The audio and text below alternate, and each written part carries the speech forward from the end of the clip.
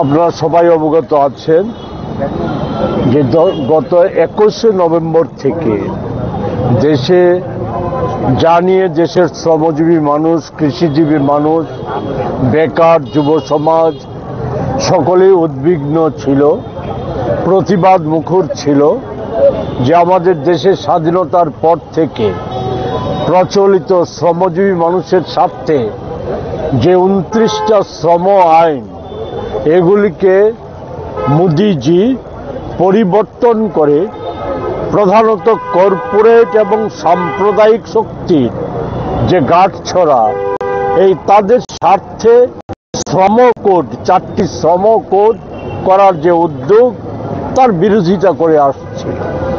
সংসদে তাদের সংখ্যাগরিষ্ঠতার জোরে একে পাশ করিয়ে নেওয়ার পর গত 21 তারিখ তা লাগু করেছে।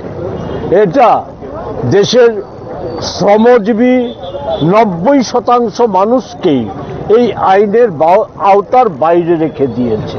আমি খুব সংক্ষেপে যেটা বলতে চাই, এতে যারা ক্ষতিগ্রস্ত হবে শুধু শ্রমজীবী মানুষ না, কৃষিজীবী মানুষ, বেকারদের ভবিষ্যৎ একেবারে ভয়ঙ্কর অনিশ্চয়তা সৃষ্টি হবে, প্রবীণদের ভবিষ্যৎ বলে কিছু থাকবে না।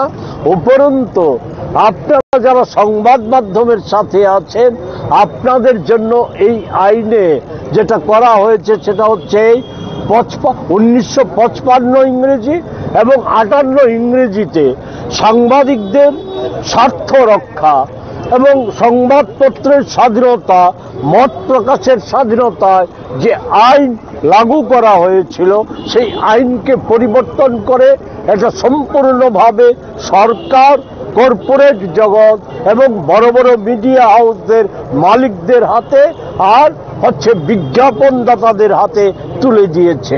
এতে সাংবাদিকদের যে ন্যূনতম নিরাপত্তা এটাও বিঘ্নিত হবে।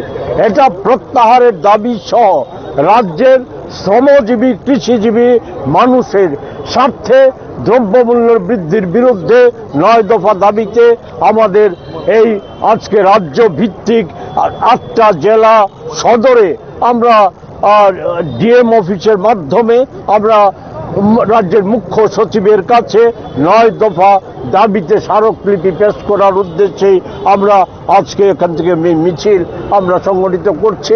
এখান থেকে আমরা ডিএম অফিসে যাব, সেখানে আমাদের এক প্রতিনিধি দল সেই দাবি সনদ তুলে দেবে। দেওয়ার পর আমরা বিশদে এই যে সামগ্রিক বিষয়টার উপর আমরা সেখানে একটা সংক্ষিপ্ত সভা করার চেষ্টা করব। এটাই হচ্ছে আজকের কর্মসূচি।